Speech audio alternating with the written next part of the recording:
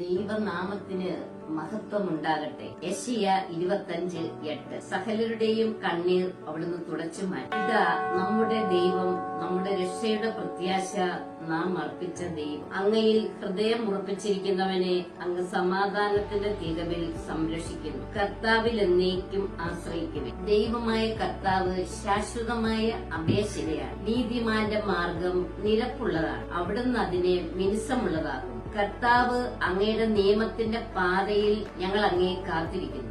അങ്ങയുടെ നാമവും അങ്ങയുടെ ഓർമ്മയുമാണ് ഞങ്ങളുടെ ഹൃദയാഭിലാഷം. രാത്രിയിൽ എന്റെ ഹൃദയം അങ്ങേക്ക് വേണ്ടി ദാഹിക്കുന്നു. എന്റെ ആത്മാവ് അങ്ങയെ തേടുന്നു. വിക്കന്മാരുടെ അധരങ്ങൾ കൊണ്ടും അന്യഭാഷക്കാരുടെ നാവുകൊണ്ടും കർത്താവ് ഈ ജനത്തോട് സംസാരിക്കും. കർത്താവ് അരുളിച്ചെയ്തു, ഈ ജനം വാക്കുകൊണ്ട് മാത്രം എന്നെ സമീപിക്കുകയും അധരം കൊണ്ട് മാത്രം എന്നെ ആരാധിക്കുകയും ചെയ്യുന്നു. ഇവരുടെ ഹൃദയം എന്നിൽ നിന്ന് അകന്നിരിക്കുന്നു. എന്റെ നേർക്കുള്ള ഇവരുടെ ഭക്തി മനപാഠമാക്കിയ മാനുഷിക നിയമമാണ്. ലബനോൻ ഫലസമൃദ്ധമായ ഒരു വയലായി തീരാനും അത് ഒരു വനമായി പരിഗണിക്കപ്പെടാനും അല്പസമയം പോലെ. ശാന്തശീലർക്ക് കർത്താവിൽ നവ്യമായ സന്തോഷം ലഭിക്കും. അബ്രാഹത്തെ രക്ഷിച്ച കർത്താവ് യാക്കോബിന്റെ ഭവനത്തെക്കുറിച്ച് അരുളിച്ചെയ്യുന്നു, യാക്കോബ് ഇനിമേൽ ലജ്ജിതനാവുകയില്ല, ഇനിമേൽ അവന്റെ മുഖം വിവർണമാവുകയില്ല. ഞാൻ ജനത്തിന്റെ മധ്യേ ചെയ്ത പ്രവൃത്തികൾ കാണുമ്പോൾ അവന്റെ സന്തതി എന്റെ നാമത്തെ മഹത്വപ്പെടുത്തും. അവർ യാക്കോബിന്റെ പരിശുദ്ധനെ